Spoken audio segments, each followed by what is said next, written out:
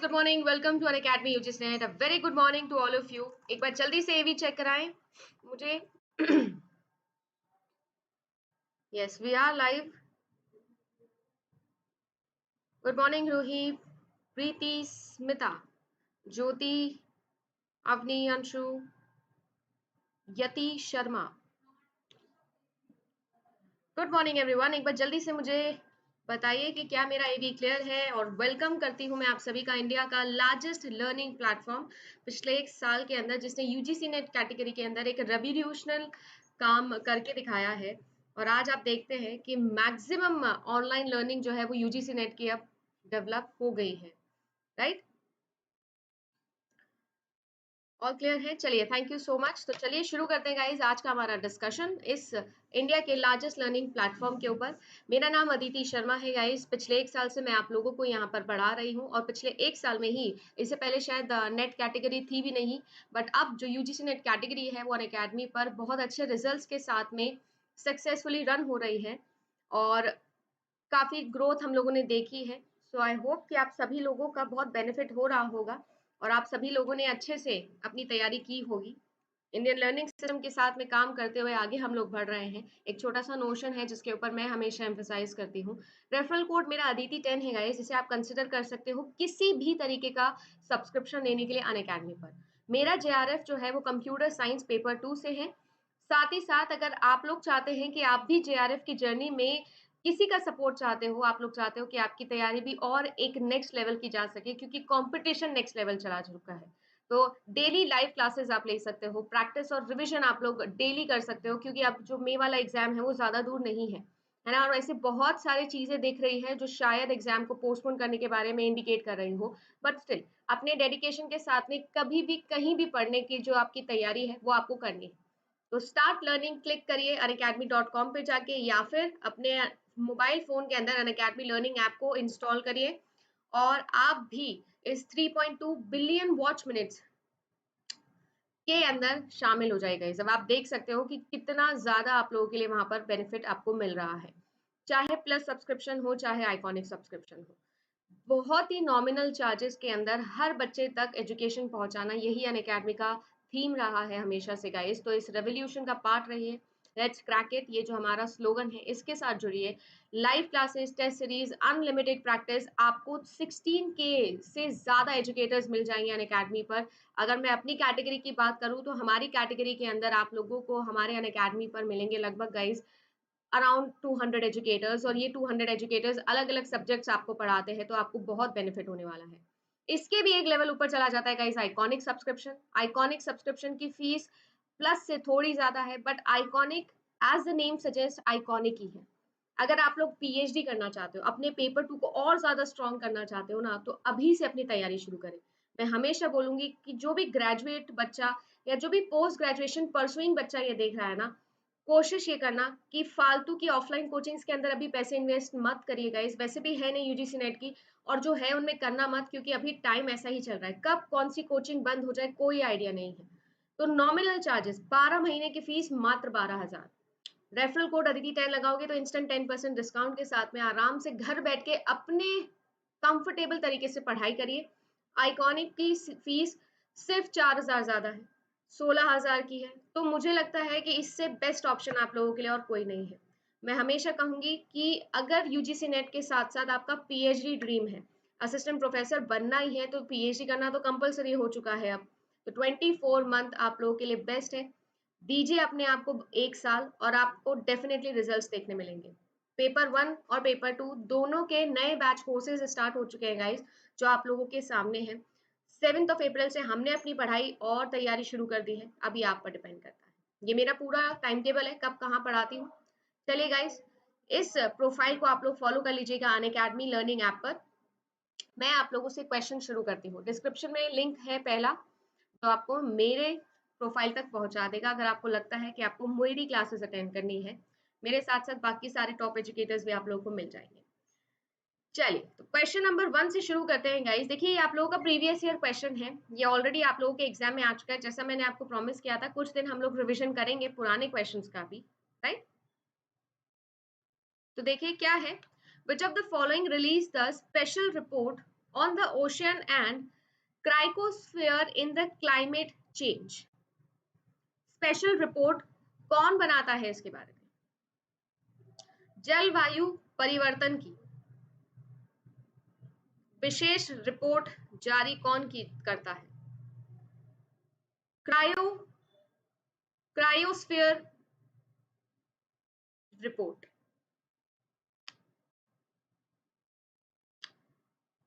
और वीडियो को सभी लोग एक बार जल्दी से शेयर भी कर दें, है ना? शायद मैंने नहीं किया है। एक बार वीडियो को जल्दी से शेयर करिए और बताइए सबको कि करंट अफेयर की क्लास आ चुकी है। और जितने भी लोग देख रहे हैं वीडियो को जल्दी से लाइक करके अपनी अटेंडेंस भी लगा दीजिए, है ना? आपका अपना चैनल है गाइस, पिछले 1 साल से इतनी मेहनत आपके लिए यहाँ पर हो रही है, तो इस चैनल को आगे बढ़ाना हमारा काम है ना? तो चैनल को आगे बढ़ाइए, लाइक करिए, सब्सक्राइब करिए, अपने दोस्तों को भी बोलिए कि सब्सक्राइब करें इसे।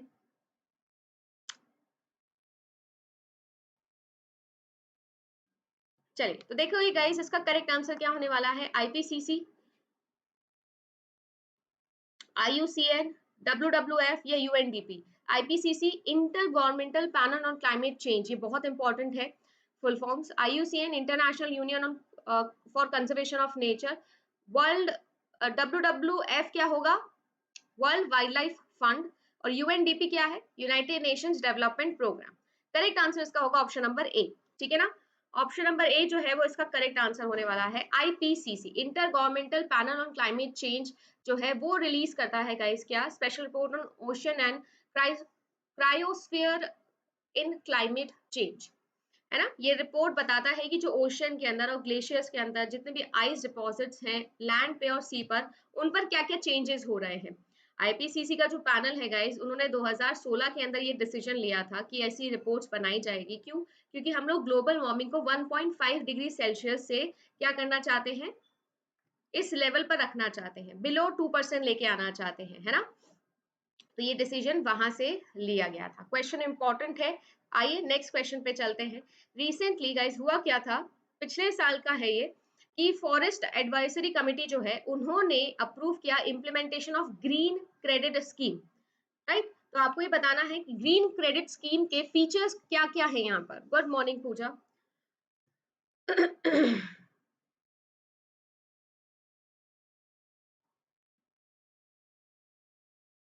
और साथ ही साथ आप लोगों के लिए गाइस आईसीटी का एक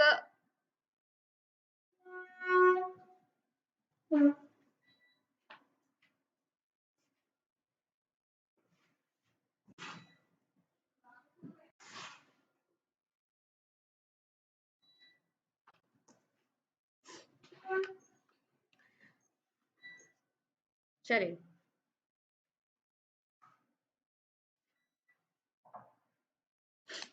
क्या होने वाला है, क्या क्या इंपॉर्टेंट फीचर्स होने वाले हैं ग्रीन क्रेडिट स्कीम के। तो देखिए ग्रीन क्रेडिट स्कीम में आप लोगों से बोल रहा है, it allows forest to be traded as commodity.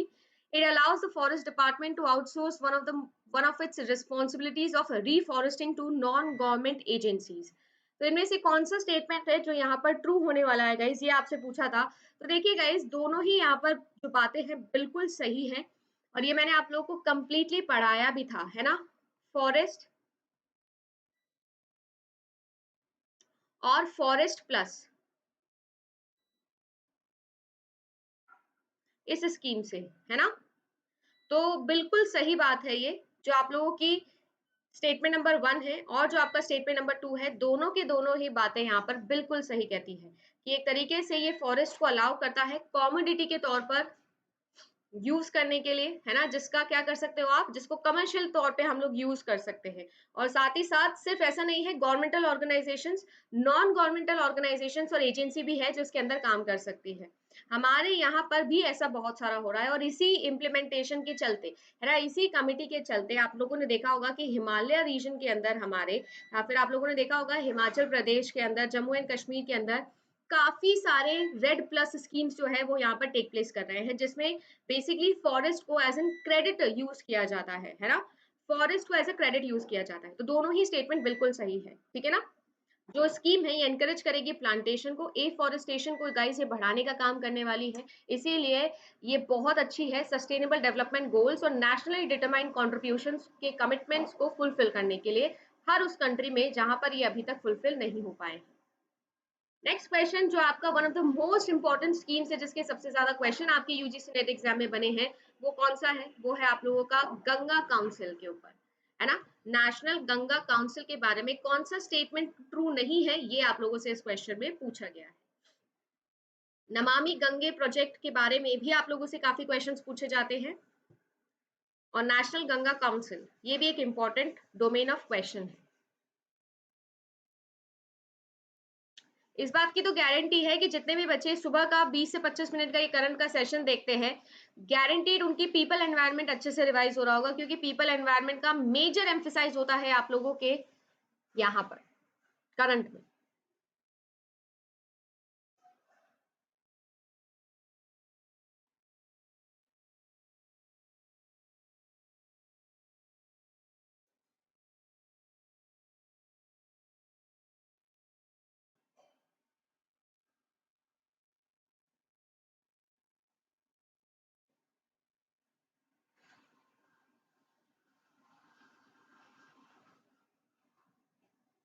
Which of the following is not correct about National Ganga Council?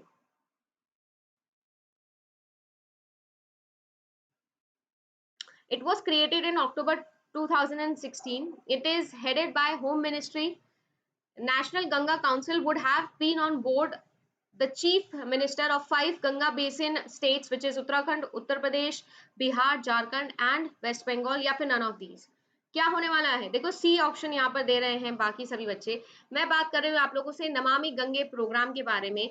Mission clean Ganga एक तरीके से क्या है, ये अम्ब्रेला प्रोग्राम है गाइस, जो इंटीग्रेट करता है अब तक चल रहे हैं और आगे आने वाले जितने भी आप लोगों के इनिशिएटिव्स है, इंपॉर्टेंट इनिशिएटिव्स हैं, उनको और ज्यादा कॉम्प्रिहेंसिव वे के अंदर और अच्छे कोऑर्डिनेशन के साथ में काम करने में, इसके थ्रू हम लोगों ने बनाया है national mission for clean Ganga, है ना। और जितने भी आप लोगों के स्टेट प्रोग्राम मैनेजमेंट ग्रुप्स हैं वो भी इसके अंदर कोलैबोरेट करने वाले हैं।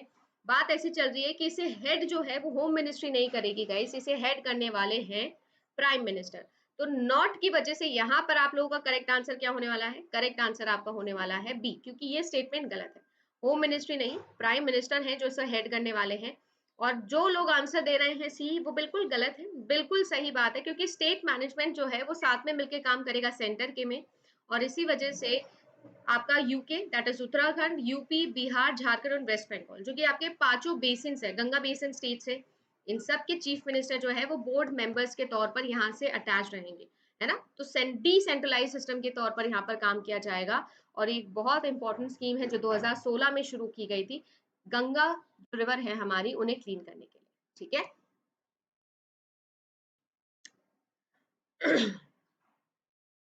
चलिए नेक्स्ट क्वेश्चन देखते हैं। हाँ, पीडीएफ बिल्कुल मैं अपलोड कर दूंगी, देखो जैसे ही समय मिलेगा ना, तो 2-3 दिन के जितने भी करंट अफेयर्स है सबकी पीडीएफ में अपलोड कर दूंगी, ठीक है। थोड़ा बहुत आप लोग भी करिए, मेरा साथ दीजिए, क्योंकि आपको भी पता है कि टाइम नहीं होता है। तो जब जैसे ही टाइम निकलेगा वैसे ही मैं पीडीएफ भी अपलोड कर दूंगी, ठीक है। बाकी आप लोगों को सारे पीपल एनवायरनमेंट क्वेश्चंस की जितने भी पीडीएफ होते हैं वो स्पेशल क्लास के अंदर मिल जाते हैं। जैसे अभी भी 8 बजे आप लोगों की क्लास है, तो 8 बजे जो स्पेशल क्लास होती है उसके बाद मैं पीडीएफ डाल देती हूँ। Which ministry has decided to establish a sustainable development cell? Sustainable development cell कौन सी मिनिस्ट्री ने डिसाइड किया था, और ये ऑलरेडी खुल भी चुका है।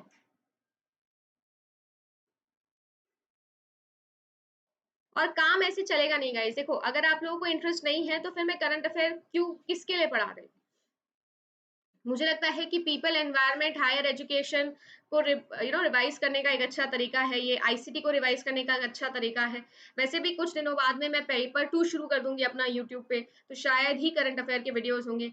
आप लोग शेयर भी नहीं करते हो, तो मुझे ऐसा लगता है कि शायद इसकी इतनी नेसेसिटी नहीं है आप लोगों को, क्योंकि बाकी जो स्टूडेंट्स हैं, जो मेरे बैच के स्टूडेंट्स हैं, उनको तो मैं ऑलरेडी ये सारी चीजें करवा चुकी हूँ, और भी बाकी सारी पीडीएफ उनको प्लस पे प्रोवाइड करवा चुकी हूँ। तो अगर आप लोग इसे शेयर नहीं करोगे, लाइक नहीं करोगे, अगर आप लोग नेसेसिटी नहीं दिखाओगे, देखो सुबह सुबह का ये जो आलस है छोड़ना पड़ेगा। मेहनत करनी पड़ेगी क्योंकि अब कितने कम दिन बच गए हैं।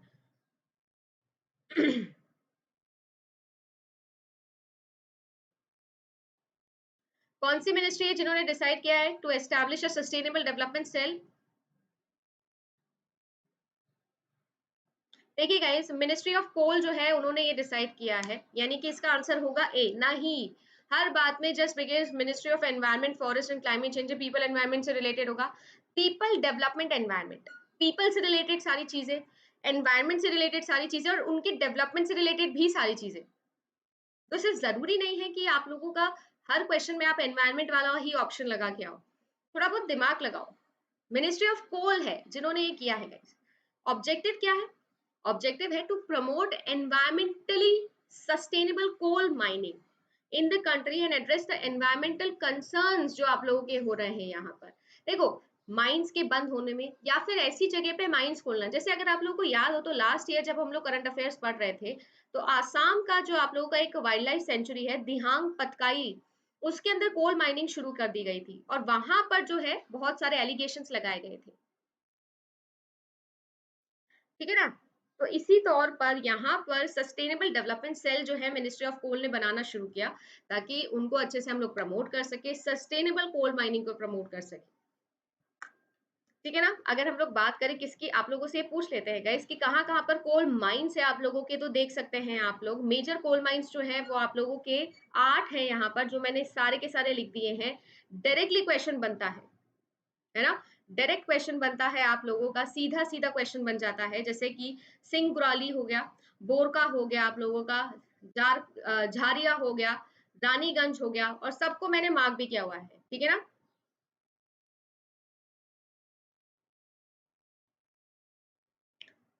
तो ये सारे आपको पता होने चाहिए, जैसे कहाँ है रानीगंज, वेस्ट बंगाल के अंदर है, कोरबा कहाँ है ना? ये सब आप लोगों से पूछे जाते हैं। Next question, which of the following regions are the hotspot of beautiful plant species? सबसे ज्यादा हॉटस्पॉट यानी सबसे ज्यादा कहाँ पाए जाते हैं ब्यूटीफुल प्लांट स्पीशीज? हिमालयाज के अंदर, नॉर्थ ईस्टर्न पार्ट के अंदर, वेस्टर्न घाट्स के अंदर, या फिर all of the above?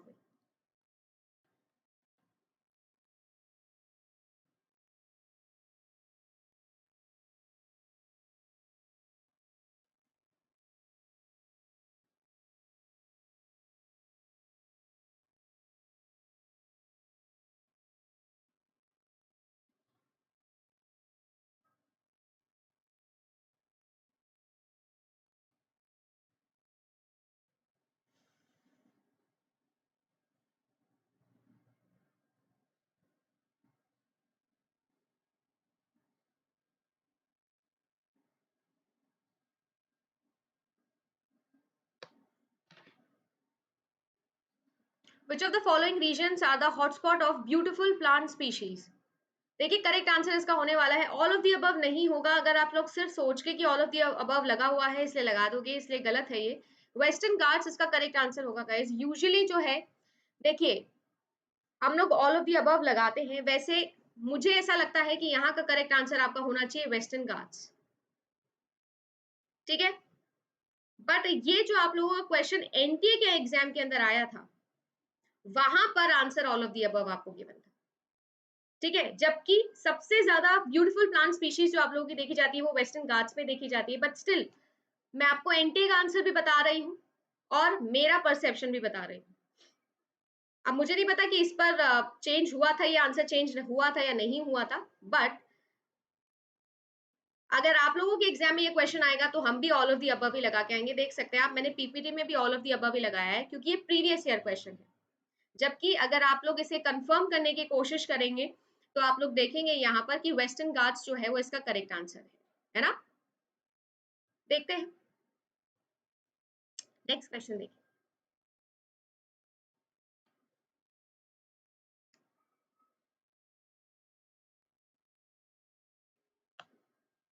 which of the following has launched awareness campaign not all animals migrate by choice?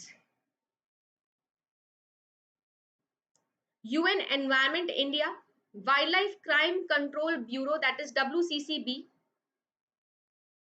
या फिर बोथ, या फिर नन?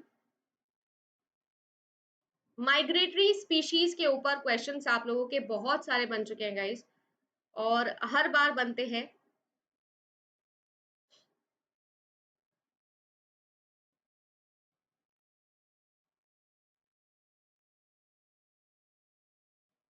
तो देखिए गाइस, करेक्ट आंसर का होगा बोथ, यानी कि यूएन का जो एनवायरमेंट इंडिया प्रोग्राम है यूनाइटेड नेशंस का, वो भी यहाँ पर सही होगा, और डब्ल्यूसीसी भी है ना, वो भी यहाँ पर सही होगा, नन नहीं होगा। सी इसका करेक्ट आंसर होने वाला है, बोथ। बोथ इसका करेक्ट आंसर होगा। यूनाइटेड नेशंस एनवायरमेंट इंडिया और wild life crime control bureau जो है हमारा, इन दोनों ने इस कैंपेन को लॉन्च किया था कि not all animals migrate by choice. ठीक है, इस कैंपेन के अंदर गाइस अवेयरनेस के बारे में, क्रिएशन ऑफ द अवेयरनेस एक इंपॉर्टेंट डोमेन होने वाला है। साथ ही साथ पब्लिक सपोर्ट को भी यहाँ पर इंक्लूड किया जाएगा, सो दैट वाइल्ड लाइफ के कंजर्वेशन और प्रोटेक्शन के अंदर जो हमारे कॉमन लोग हैं, ले मैन है, उनका भी योगदान आ सके। Prevention of smuggling and reduction in the demand of wild life products, इस पर यहाँ पर मेजर एम्फेसाइज किया जाएगा। जो ये कैंपेन होने वाला है गाइज, ये आपका wild for life environmental global campaign जो चल रहा था यूएन का, उसके अंदर जितने भी इनलीगल ट्रेड हो रहे हैं वाइल्ड लाइफ के, उसको बेसिकली क्या करने की कोशिश करेगा, रोकने की कोशिश करेगा। ठीक है, ये पहला फेज के अंदर अगर हम लोग बात करें तो टाइगर हो गया आप लोगों का, है ना, पेंगोलिन हो गया आप लोगों का, स्टार टॉर्टोइज हो गए, टोकोए गिको हो गया आप लोगों का, इन सब में जो कि एंडेंजर्ड स्पीशी के अंदर आते हैं, हाईली एंडेंजर्ड स्पीशी के अंदर आते हैं, उन्हें यहाँ पर इनकी बहुत इनलीगल ट्रेडिंग है जो हो रही, उसे रोकने के लिए इस कैंपेन में सबसे पहले फेज में काम किया गया था, है ना। So not all animals migrate by choice, ये इंपॉर्टेंट क्वेश्चन है, इसको याद रखेंगे। ठीक है ना। अगले क्वेश्चन में बढ़ने से पहले, ये तो रिवीजन हम लोग करते ही रहेंगे, मैंने आप लोगों के लिए कुछ और क्वेश्चंस बनाए थे, जैसे कि जो क्वेश्चन मैंने आप लोगों को होमवर्क में भी दिया था, है ना, adaptation fund was established under which protocol? Adaptation fund,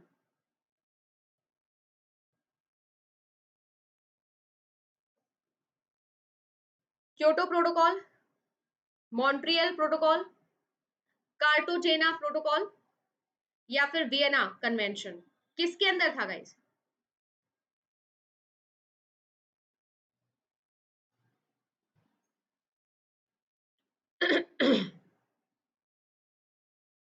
देखिए गाइस, ये क्वेश्चन मैंने आप लोगों को थंबनेल पे यानी होमवर्क में भी दे दिया था, करेक्ट आंसर इसका होने वाला है गाइस क्योटो प्रोटोकॉल। ठीक है ना। तो अडेप्टेशन फंड जो है वो क्योटो प्रोटोकॉल के अंदर इनिशिएट किया गया था, United Nations framework convention on climate change जो है आप लोगों का, UNFCCC, उसके अंडर इसे एस्टैब्लिश किया गया था। It finances projects and programmes जो कि आप लोगों के वनरेबल कमिटीज है, जितनी भी आप लोगों की कम्युनिटीज है, उनको डेवलप करने के लिए काम में करता है। यहाँ पर जितनी भी क्लाइमेट चेंज के अंदर जो भी आपकी स्कीम्स है, उन्हें अडेप्ट करने के लिए यहाँ पर फाइनेंस प्रोवाइड करवाता है। ठीक है ना। सबसे इंपॉर्टेंट बात, कंट्री की नीड्स, व्यूज और उसकी प्रायोरिटीज के अकॉर्डिंग फाइनेंसिंग सिस्टम संभालने का काम किया जाता है। जितने भी आप लोगों के प्रोसीजर्स हैं for CERs, certified emission reduction के अंदर जितने भी आते हैं आप लोगों के, और जो आपके CDM यानी कि क्लीन डेवलपमेंट मैनेजमेंट प्रोजेक्ट्स आते हैं, उनके अंडर जितने भी आपके प्रोटोकॉल है, या क्योटो के अंदर ये जो प्रोटोकॉल्स है, इन सब की फाइनेंसिंग सिस्टम को मेंटेन करने का काम यहाँ पर किया जाता है। ये फंड जो है वो सुपरवाइज किया जाता है किससे?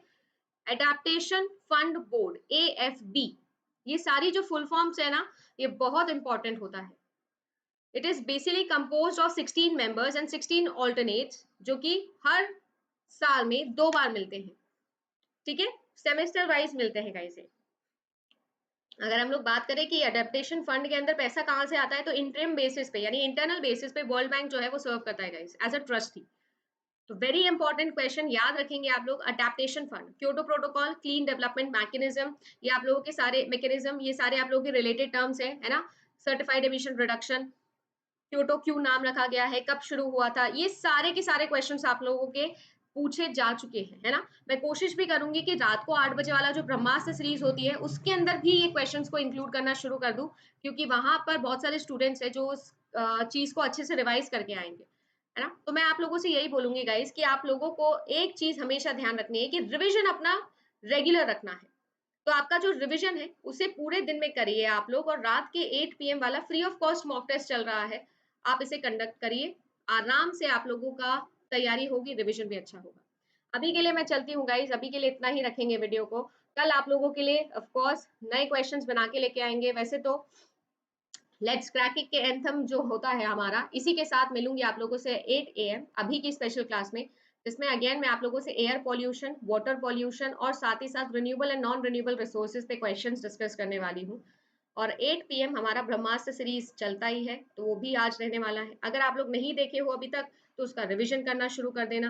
करंट अफेयर्स के जो ये सारे इंपॉर्टेंट क्वेश्चंस हैं, होपफुली इस वीक तक मैं आपके सारे कंपाइल करवा दूंगी। और और सारे बचे हुए जो भी होंगे वो रात के 8 बजे वाले वीडियो में शुरू कर दूंगी, और फिर मंडे से हम पेपर 2 भी शुरू करेंगे। ठीक है guys, thank you so much. आप सभी लोगों ने हमेशा मुझे सपोर्ट किया है पिछले 1 साल के अंदर। Thank you so much. अगर आपको लगता है कि आप लोगों के लिए कुछ भी, कोई भी मदद मैंने की है आज तक, तो एक लाइक कर दीजिएगा। शेयर करना आप लोगों का मर्जी होती है, जरूर शेयर किया करो, ताकि आप लोग आगे उन स्टूडेंट तक ये वीडियो पहुंचा सको जिनको नहीं पता कि यूजीसी नेट में क्या पढ़ना है क्या नहीं पढ़ना है। ऐसा नहीं होता है कि हर वीडियो में सारी चीजें इंपॉर्टेंट होती है, बट ये जज करना आपके लिए इंपॉर्टेंट है। अगर चैनल को सब्सक्राइब नहीं किया है तो सब्सक्राइब कर दीजिएगा गाइस। इसी तरीके से आप लोगों के लिए मेहनत करते रहेंगे। उम्मीद करती हूँ कि आपको आज का वीडियो पसंद आया होगा।